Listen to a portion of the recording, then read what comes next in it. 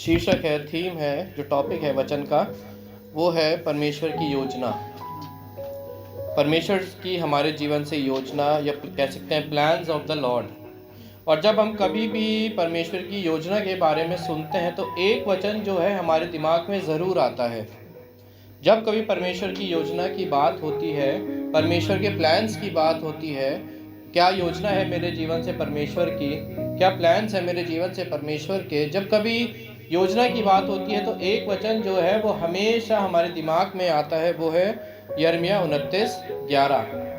आप सब ने यिर्मयाह 29:11 को पढ़ा है, आप बहुत अच्छे से उसको जानते भी हैं। और मैं चाहता हूँ कि इससे पहले कि मैं अपने वचन को शुरू करूँ, मैं चाहता हूँ आप में से कोई भी एक बार इसको पढ़ दे। क्योंकि यहोवा की ये वाणी है कि जो कल्पना मैं तुम्हारे विषय करता हूँ उन्हें मैं जानता हूँ। वे हानि की नहीं वरन कुशल ठीक की हैं और अंत में तुम्हारी आशा पूरी करेंगे। Thank you. वचन में लिखा है, क्योंकि यहोवा की यह वाणी है कि जो कल्पनाएं मैं तुम्हारे विषय में करता हूँ उन्हें मैं जानता हूँ। ये जो यिर्मयाह 29 और 11 उसकी आयत है, इसको हम दो टुकड़ों में देखेंगे, दो पार्ट्स में देखेंगे। पहला पार्ट ये कहता है कि यहोवा की जो हमारे जीवन से जो कल्पनाएं हैं, उन कल्पनाओं को वो जानता है। कल्पनाएं कैसी भी हो सकती है, परंतु जो भी आपके और मेरे जीवन से परमेश्वर की कल्पना है, योजना है, प्लान्स है, उनको परमेश्वर जानता है।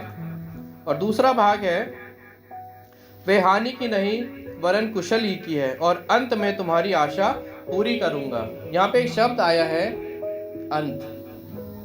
क्या मतलब है इस अंत शब्द का, या क्या है वो अंत जिस समय परमेश्वर हमारी या अपनी योजना को हमारे जीवन से पूरी करेगा, या जो हमारे अपने जीवन से प्लान्स है, उन प्लान्स को, योजनाओं को परमेश्वर पूरा करेगा। एक समय तो होगा ही जिस समय परमेश्वर अपनी योजना को हमारे जीवन से पूरी करेगा। और वो समय क्या है, यहाँ पे लिखा है, अंत में मैं जितनी भी योजनाएं हैं, जितनी भी कल्पनाएं हैं, वो तुम्हारे जीवन से कब पूरी करूंगा, अंत में।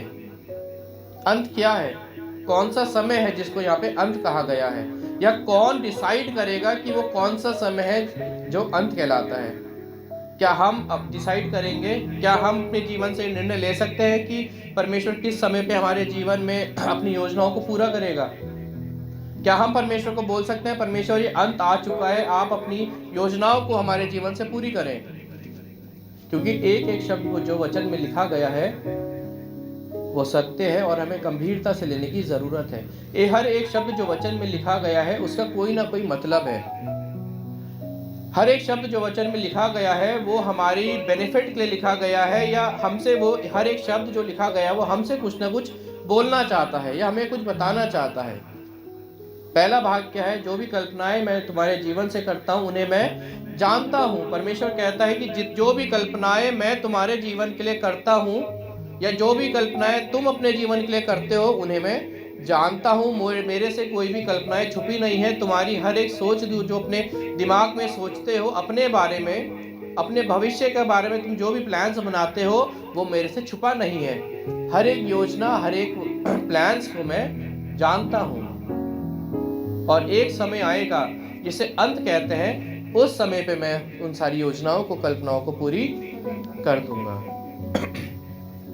जब मैं इस वर्ष में अध्ययन कर रहा था, इसको पढ़ रहा था, और मैंने प्रभु से पूछा, प्रभु ये जो वचन है हर एक ने पढ़ा है, कई बार पढ़ा है, बाइबल बिना खोले भी कई बार लोग इसको पढ़ देते हैं, रट चुका है, परंतु आपका वचन कहता है कि हर एक वचन जो लिखा गया है वो हमसे कुछ ना कुछ बात जरूर करता है।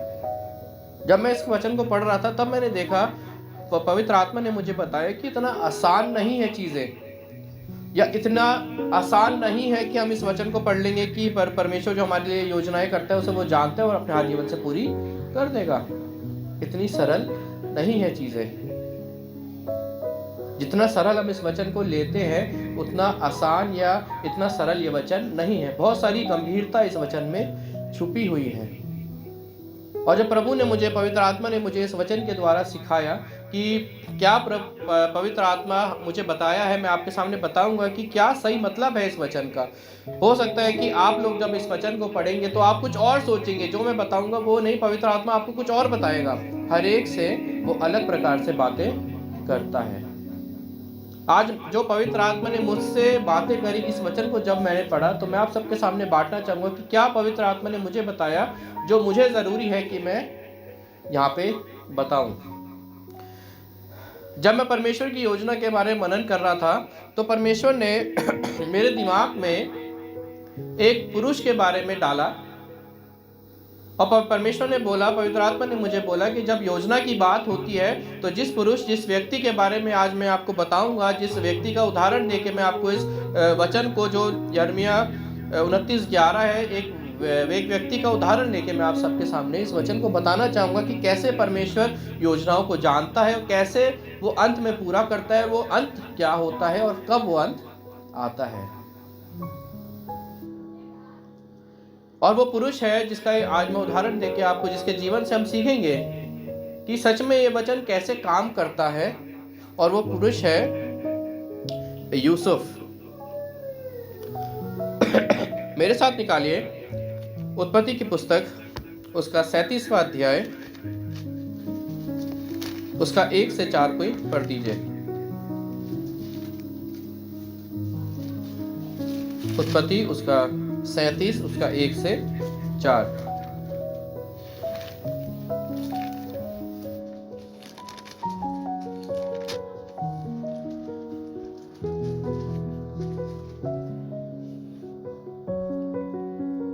याकूब तो कनान देश में रहता था, जहाँ उसका पिता परदेसी होकर रहा था। याकूब के वंश का वृत्तांत ये है।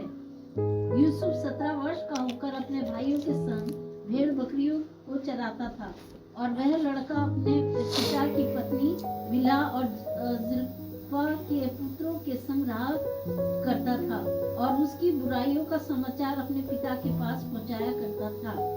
इज़राइल अपने सब पुत्रों से बढ़ के यूसुफ से प्रीति रखता था, क्योंकि वह उसके बुढ़ापे का पुत्र था, और उसने उसके लिए एक रंग बिरंगा अंगरखा बनवाया।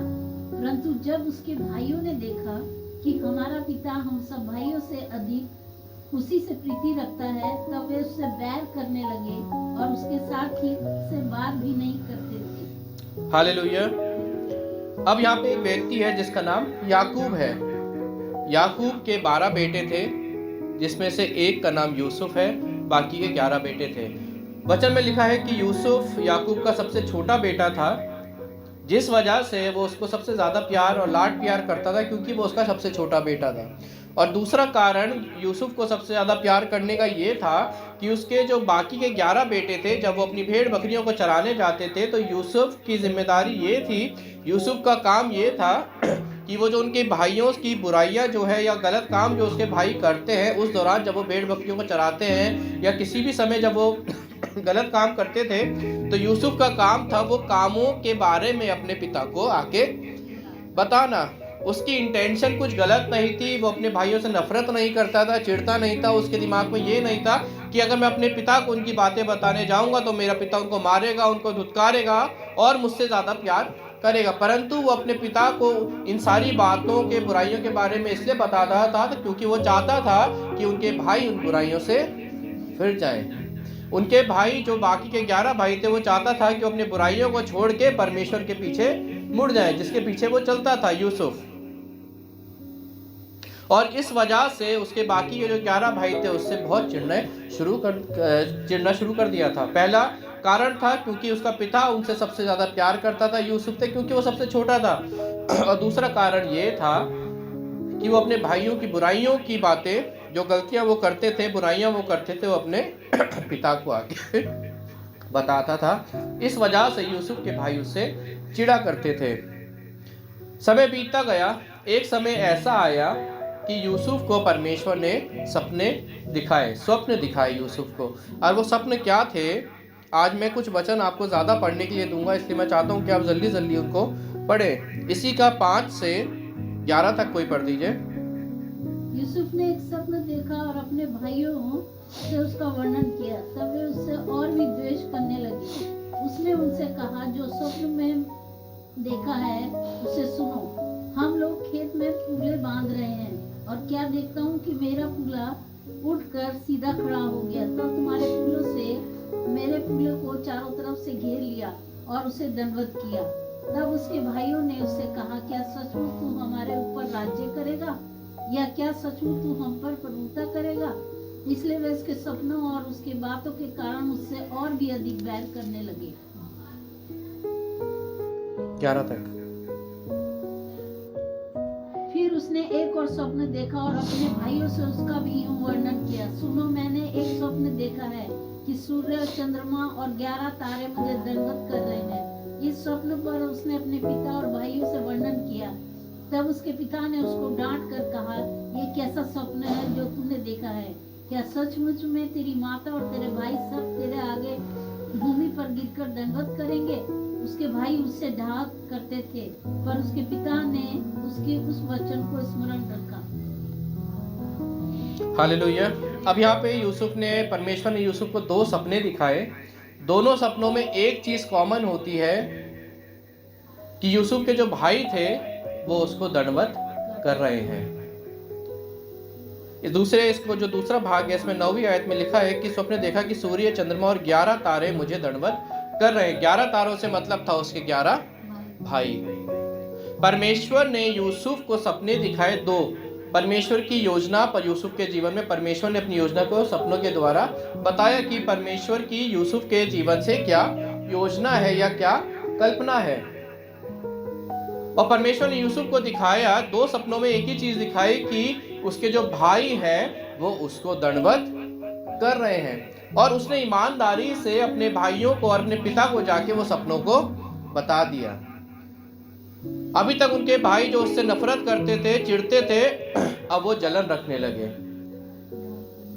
डाक करने लगे। उसके भाई के अंदर उसके अपने भाई यूसुफ के प्रति जलन और बढ़ गई। वो सोचने लगे कि हम इस यूसुफ के साथ क्या करें। परमेश्वर ने उसको जो स्वप्न दिखाया है जिसमें हम सारे भाई मिलके अपने सबसे छोटे भाई को दंडवत कर रहे हैं। अभी तक जो गुस्सा था वो नफरत में बदल जाता है, और जब ये गुस्सा नफरत में बदल जाता है तो हम आगे देखते हैं कि एक समय आया, जब आप इसका 27 और 28 पढ़ेंगे तो इसमें एक सपना आया कि जब उसके भाई भेड़ बकरियों को चराने गए थे तो उस समय यूसुफ उनके पास गया, और यूसुफ के देख के उसके भाइयों ने ये प्लान बनाया, ये योजना बनाई कि हम इसका यहाँ पे सत्यानाश है, इसको मार देते हैं या इससे पीछे आज छुड़वा ही लेते हैं, क्योंकि हमारा पिता इससे सबसे ज़्यादा प्रेम करता है। दूसरी बात, ये हमारी खबर सारी पिता को देता है। अब एक रीज़न और मिल गया था, ये स्वप्न। अभी तक 2 ही बातें थी, अब उनके पास नफरत करने के लिए एक रीज़न और मिल गया कि हमारा सबसे छोटा भाई ये कहता है कि हम उसके बड़े भाई जितने 11 भाई हैं उसके आगे दंडवत करेंगे। नफरत से भर गए उसके भाई, और उन्होंने एक निर्णय किया कि हम अपने भाई को बेच देंगे। और जब उन्होंने निर्णय लिया तो उन्होंने अपने भाई को बेच भी दिया। जब उन्होंने अपने सबसे छोटे यूसुफ, जिसका नाम है, उस भाई को अपने बेच देते हैं, तो एक समय आता है कि जो उसको खरीदता है, मैं पूरी बातें आपको नहीं बताऊंगा, एक समय आता है कि जो उसको खरीदता है वो उसको जब रास्ते में ले जाता है तो एक पोतीफर नाम का एक पुरुष होता है जिसको वो व्यक्ति यूसुफ को जाके बेच देता है।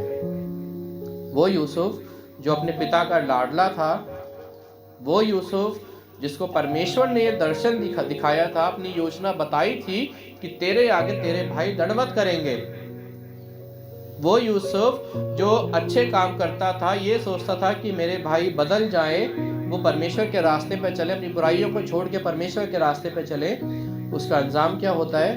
एक दिन वो अपने भाइयों को हाथे बेच दिया जाता है। और सिर्फ बेच नहीं दिया जाता, एक अलग शहर में जाके एक पोतीफर जो नाम है जिस पुरुष का, उसके हाथ में उसको बेच दिया जाता है। और जब वो पोतीफर के घर में यूसुफ पहुंचता है, जब पोतीफर उसको खरीदता है तो पोतीफर यूसुफ को सबसे पहले काम क्या कर देता है? वो कहता है कि तू मेरे घर की रखवाली करेगा, तू मेरे घर के काम को करेगा। मेरे साथ निकालिए उसका 39 चैप्टर, उसका 1 से 6 तक कोई पढ़ दीजिए।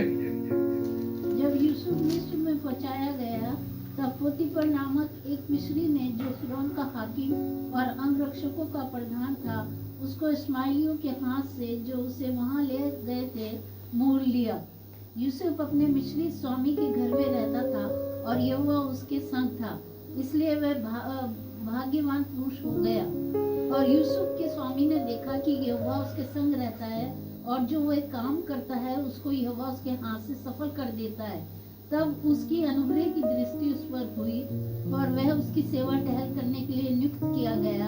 फिर उसने उसको अपने घर का अधिकारी बना के सब कुछ उसके हाथ में सौंप दिया।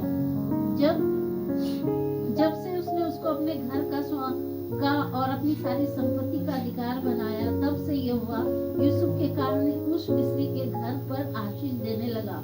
और क्या घर में क्या मैदान में उसका जो कुछ था सब पर यहोवा की आशीषें होने लगी। इसलिए उसने अपना सब कुछ यूसुफ के हाथ में यहाँ तक छोड़ दिया कि अपने खाने की रोटी को छोड़ वह अपनी संपत्ति का हाल कुछ न जानता था। हालेलुया। अब देखिए यूसुफ, जिसको परमेश्वर ने दो दर्शन दिए थे कि तेरे भाई तेरे आगे दंडवत करेंगे, और हो सकता है कि ये स्वप्न देख के यूसुफ बहुत खुश हुआ होगा और परमेश्वर को बोला होगा, परमेश्वर आपका धन्यवाद हो कि आपने मुझे इस लायक समझा कि मैं इतने ऊंचे स्थान पे खड़ा होऊंगा। और हो सकता है कि शायद जिस समय वो परमेश्वर का धन्यवाद कर रहा होगा कि परमेश्वर आपने इन सपनों के द्वारा मुझे बचाया कि आप मुझे ऊंचे स्थान पे ले जाएंगे, हो सकता है उसी समय उसके भाइयों के दिमाग में ये चल रहा होगा कि हम यूसुफ से कैसा पीछे छुड़वाएं। हो सकता है कि जिस समय यूसुफ परमेश्वर का धन्यवाद दे रहा होगा कि परमेश्वर आपका धन्यवाद हो कि आपने मुझे इतना अच्छा सोचा, मेरे में इतनी काबिलियत देखी कि आपने मुझे सपने दिखाए, उसी समय उसके भाइयों के दिमाग में चल रहा था कि हम अपने भाई को बेच देंगे। और वो यूसुफ जो अब तक धन्यवाद कर रहा था परमेश्वर का उन सपनों के द्वारा, और ये बोल रहा था कि परमेश्वर आपके मेरे जीवन में आपकी ये योजना है कि आप मुझे ऊंचे स्थान पे बैठाएंगे, आपका धन्यवाद हो। कुछ समय बाद यूसुफ के साथ क्या होता है, वो अपने भाइयों के हाथ बेच दिया जाता है और एक घर जहाँ पे पोतीफर था वहाँ पे उसको बेच दिया जाता है। और जब वो पोतीफर के घर में वहाँ पे पहुँचता है तो लिखा है कि वो पोतीफर के घर में घर का काम किया करता था। और एक बहुत इंपॉर्टेंट बात यहाँ पे लिखी गई है कि वो जो भी करता था, जहाँ पे भी रहता था, परमेश्वर उसके साथ वहाँ पे रहता था। हालेलुया। जो कल्पनाएं मैं तेरे लिए करता हूँ उन्हें मैं जानता हूँ। हो सकता है कि उस समय यूसुफ ने परमेश्वर से पूछा होगा कि कल के दिन तूने मुझे सपना दिखाया था कि मैं ऊंचे स्थान पे बैठूंगा, अब आज क्या हुआ है कि मैं बेच दिया गया हूँ, देख मैं यहाँ झाड़ू लगा रहा हूँ, देख मैं यहाँ पोछा लगा रहा हूँ। उस समय परमेश्वर ने यूसुफ को बोला होगा कि जो कल्पनाएं मैं तेरे लिए करता हूँ मैं उन्हें जानता हूँ। हालेलुया। वो हानि की नहीं परंतु तेरे लाभ की है, तेरे कुशल की है। शायद यूसुफ ने बोला होगा, परमेश्वर ये कैसा लाभ है, ये कैसा अच्छाई है कि मैं वो बेटा हूँ जिसको रंग बिरंगा कपड़ा पहनाया गया, मैं वो हूँ जिसको मेरा पिता मेरा सबसे प्रिय जानता था। तेरा वचन कहता है जो कल्पनाएं मैं तेरे लिए करता हूँ हानि की नहीं परंतु लाभ की है, पर इसमें मेरे को कोई लाभ नजर नहीं आ रहा है। मैं घर पे अपने मजे किया करता था, जब मुझे खाने की जरूरत पड़ती तो मेरी माँ मुझे मांगने से पहले सब कुछ दिया करती थी, और यहाँ पे मैं झाड़ू लगा रहा हूँ, पोछा लगा रहा हूँ, किसी व्यक्ति के दास बन के रह गया हूँ। उस समय परमेश्वर ने यूसुफ से बोला, जो कल्पनाएं मैं तेरे लिए करता हूँ उन्हें मैं जानता हूँ। और यूसुफ ये सुन के खुश हो गया होगा। यूसुफ समझ गया होगा कि अंत अभी नहीं आया। जिस अंत का वर्णन इस वचन के आखिरी में लिखा गया है कि अंत में मैं योजना को पूरी करूंगा, वो अंत अभी नहीं आया। वचन कहता है समय बीतता गया, यूसुफ का काम पोतीफर को पसंद आता रहा। पहले वो घर का काम करता था, उसके बाद उसने बोला कि तू अब मेरे घर का अधिकारी है, इस घर का सारा हिसाब और किताब तू रखेगा। अभी तक वो पोछा मार रहा था, झाड़ू मार रहा था, डस्टिंग कर रहा था, परंतु अब वो पोतीफर के घर का पूरा रक्षक हो गया है। अब उससे वो काम नहीं लिया जाता जो पहले लिया जाता था। अब वो पोतीफर के घर का अधिकारी बन चुका है। शायद हो सकता है यूसुफ ने बोला होगा, हाँ परमेश्वर तेरी योजना पूरी हो गई, परमेश्वर तेरी योजना पूरी हो गई। अब मुझे वो काम नहीं करना पड़ता जो मैं पहले करता था। मैं पहले मज़े की ज़िंदगी अपने बाप के घर में जीता था और अब फिर से मेरे जीवन में मज़े आ गए हैं, क्योंकि मैं अब पोतीफर के घर का मालिक बन गया हूँ। मेरे से हिसाब किताब लेने वाला कोई नहीं है। मैं नौकरों को बोलता हूँ ये करो तो वो करते हैं। परमेश्वर आपका धन्यवाद हो। शायद उस समय यूसुफ के दिमाग में ये बातें चल रही होगी, परमेश्वर हाँ तेरी ये योजना मेरे जीवन से थी जो आज पूरी होने जा रही है। शायद यूसुफ के दिमाग में जब ये बातें चल रही थी उसी समय एक घटना और घट जाती है। पोतीफर की पत्नी आ जाती है। वो यूसुफ जो आनंदित था, खुश था, अच्छी जिंदगी जी रहा था, अच्छा खा और पी रहा था, मजे से जी रहा था जैसे वो अपने बचपन में जीता था। वचन में लिखा है उस समय वो 17 वर्ष का था। जब उसके भाइयों ने उसको बेच दिया, वचन पढ़ेंगे तो लिखा है वो 17 वर्ष का था। पोतीफर की बीवी आ जाती है। जवान था, सुंदर था, दिखने में बहुत अच्छा था, क्योंकि परमेश्वर उसके साथ था, परमेश्वर उसके अंदर था, जिसका स्वरूप उसके अंदर दिखता था। जब परमेश्वर आपके साथ होता है तो आप ग्लो करते हैं, और वैसा ही ग्लो वो भी कर रहा था। वैसी चमक उसके फेस पे थी जो पोतीफर की बीवी को पसंद आ गई। पोतीफर ने उसके साथ कुछ गलत करना चाहा, नहीं माना। उसने मना कर दिया कि राजा, आप तेरा पति मुझ पे इतना भरोसा करता है, मैं उसको धोखा और अपने परमेश्वर को धोखा नहीं दे सकता। उसकी बीवी नहीं मानी। एक दिन ऐसा आया कि उसकी बीवी ने उसके कपड़े को पकड़ लिया, उसके साथ गलत काम करने चाह रही थी, परंतु यूसुफ उस जगह से भाग गया। परंतु उसका जो कपड़ा उसने पहना हुआ था वो पोतीफर की बीवी के हाथ में था, और उसकी बीवी ने सोचा कि उसके खिलाफ कोई गलत ना सोचे। उन्हें हल्ला मचा दिया कि ये यूसुफ मेरे साथ गलत काम करने की कोशिश कर रहा था। अभी तक यूसुफ जो अच्छा जीवन जी रहा था, पोतीफर का घर का मालिक हो गया था। एक घटना फिर घट गई। पहली घटना की थी उसके भाइयों ने उसे बेच दिया। फिर सब कुछ सही हो गया, और जब सब कुछ सही हो गया, यूसुफ परमेश्वर का धन्यवाद दे रहा था कि परमेश्वर मेरे जीवन में वही खुशी फिर से आ गई, आपका धन्यवाद हो।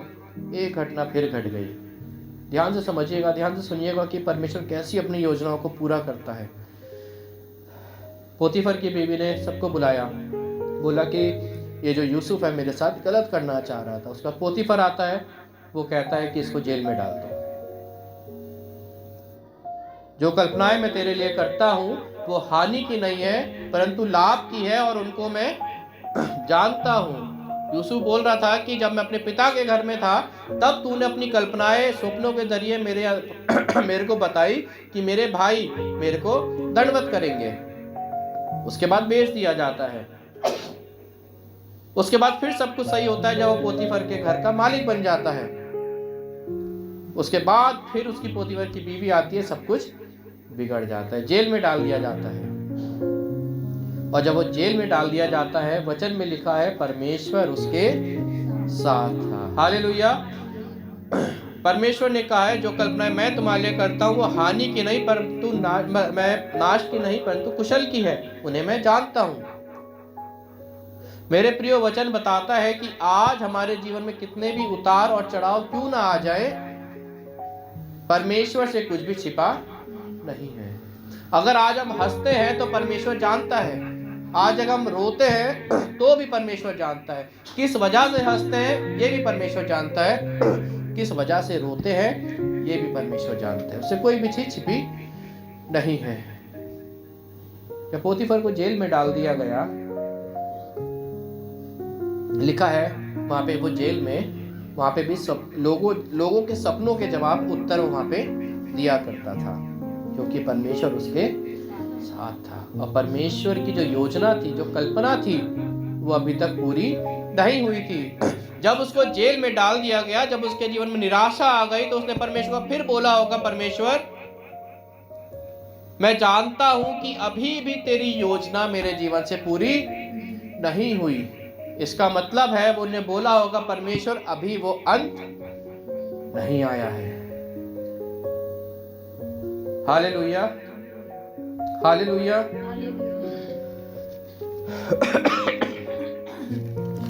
कुछ और अध्यायों को पढ़ेंगे, अध्याय को।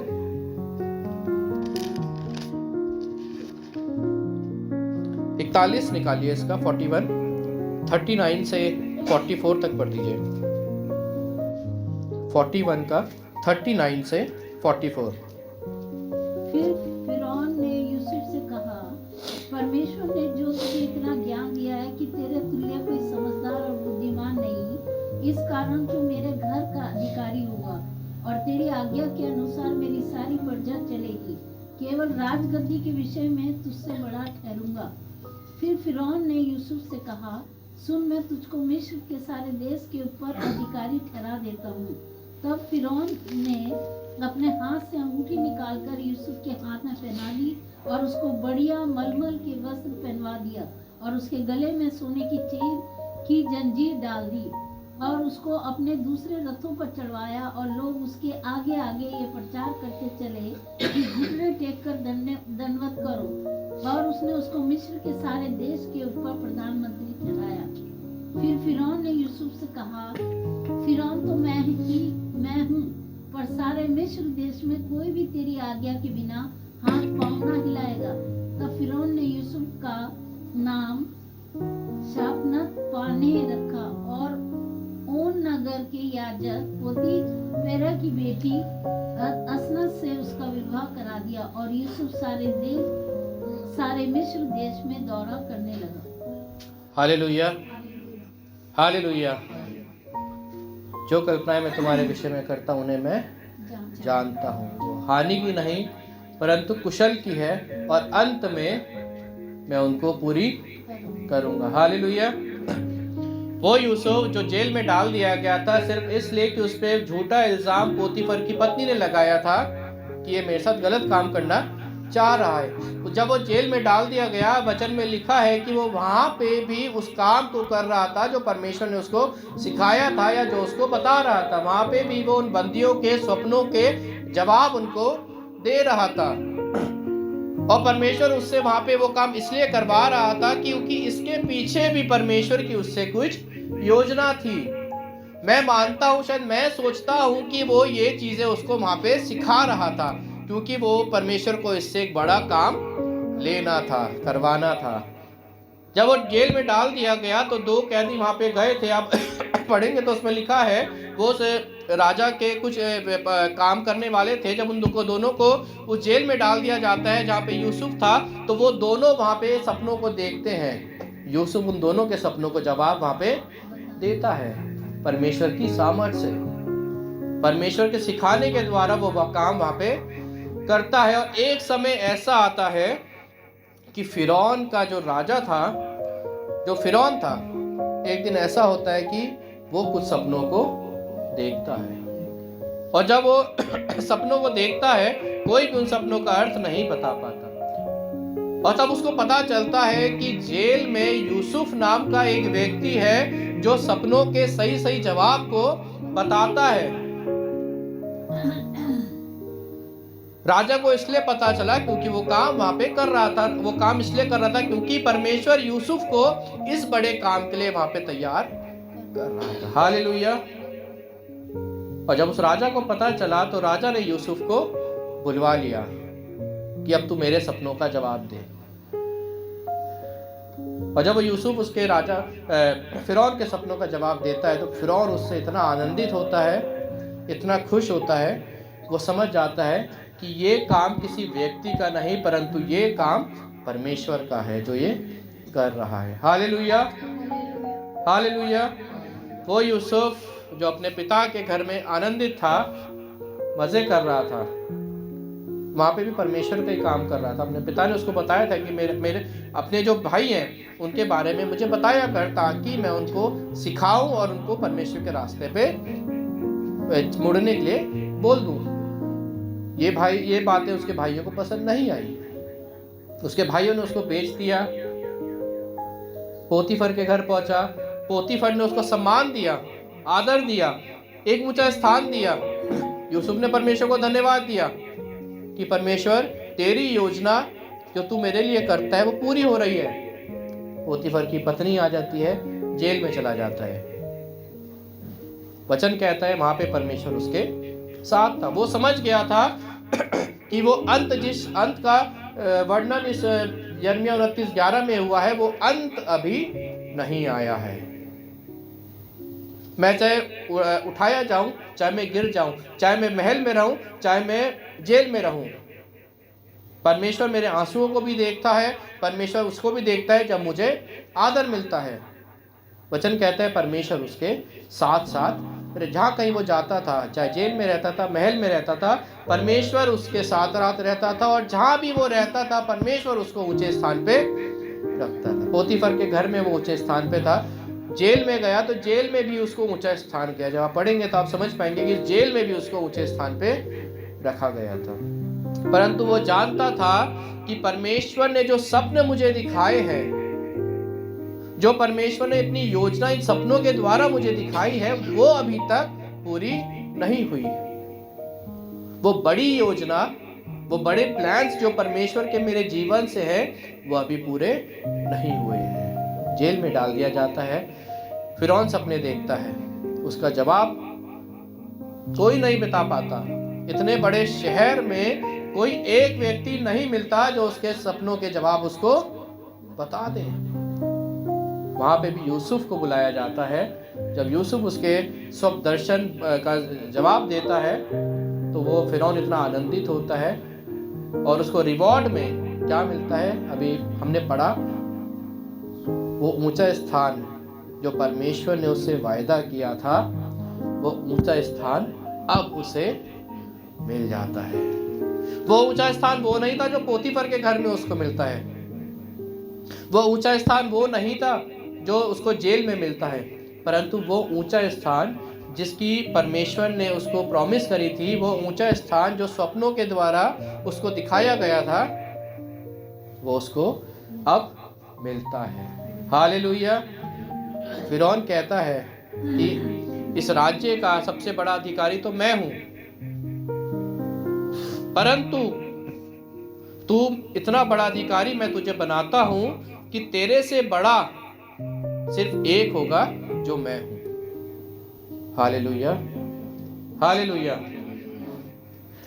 वो यूसुफ जो अपने बाप के घर में आनंद करता था, वो यूसुफ जो पोतीफर के घर में पहले झाड़ू लगाया करता था, काम किया करता था, उसके बाद घर का अधिकारी बन गया,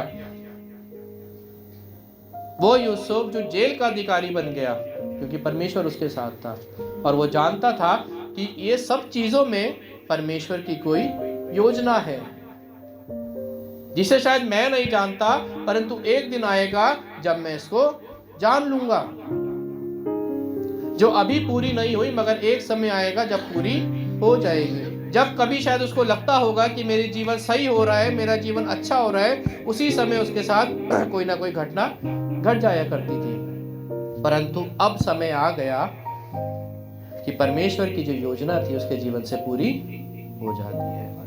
वो इतने बड़े स्थान पे अब आ जाता है कि उससे बड़ा सिर्फ और सिर्फ वहाँ का राजा होता है, ना कि कोई पोतीफर, ना कि उस जेल का इंचार्ज जो जहाँ पे वो था, और ना ही उसके भाई और ना ही उसके पिता कोई उससे वहाँ पे बड़ा था। और उसने जो स्वप्न देखे थे कि 11 तारे एक तारे को दंडवत कर रहे हैं, वो स्वप्न जो उसने देखा था जिसका अर्थ ये था कि परमेश्वर मुझे सबसे ऊंचा स्थान देगा और मेरे भाई भी मुझे आके दंडवत करेंगे। वो जानता था कि अब वो अंत आ गया है जिस अंत की बात यिर्मयाह 29 और 11 में हुई थी। हालेलुया। इसी का 45 और इसका 4 से 8 कोई पढ़ दीजिए, ये आखिरी है। 45 उसका 4 से 8। फिर यूसुफ ने अपने भाइयों से कहा, मेरे निकट आओ। ये सुनकर वे निकट गए। फिर उसने कहा, मैं तुम्हारा भाई यूसुफ हूँ, जिसको तुमने मिस्र आने वालों के हाथ बेच डाला था। अब तुम लोग मत पछताओ, और तुमने जो मुझे यहाँ बेच डाला इससे उदास मत हो, क्योंकि परमेश्वर ने तुम्हारे प्राणों को बचाने के लिए मुझे तुम्हारे आगे भेज दिया है। क्योंकि अब 2 वर्ष शेष देश में अकाल है, और अब 5 वर्ष और ऐसे ही होंगे, उनमें ना तो हल चलेगा और ना अन्न काटा जाएगा। इसलिए परमेश्वर ने तुम्हें तुम्हारे आगे इसलिए भेजा कि तुम पृथ्वी पर जीवित रहो और तुम्हारे प्राणों के बचाने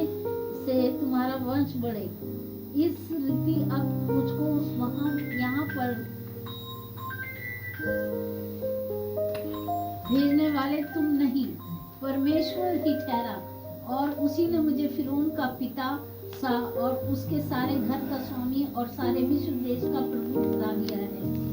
अतः शीघ्र मेरे पिता के पास जाकर बस ठीक है। हालेलुया। इससे पहले कि मैं इस पे थोड़ी सी बात करूं, मैं चाहता हूं कि आप इसका 41 का 46 कोई पढ़ दीजिए। ये बहुत ज़रूरी है, एक वचन था जो मिस हो गया। 41 का 46, 41 का 46।